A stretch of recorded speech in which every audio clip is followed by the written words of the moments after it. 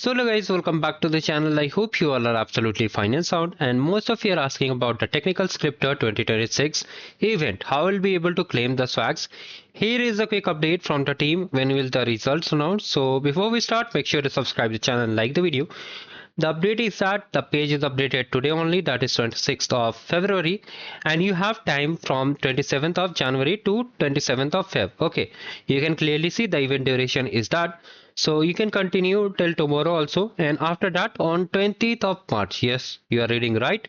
On 20th of March, all the results will be announced, including the daily winners, posting streak, editors, and mega engagement rewards. Now, how you need to just stay tuned means you have to just keep posting till 27th. Okay. Even if you have completed 15 day, I'll recommend just keep posting it. And if in case you have missed any streak also, like by chance you missed on 25th of February or 24th of February, then also continue posting till 27th. Okay. After that, on 20th of March, the results will be announced. I'll make a video for that also.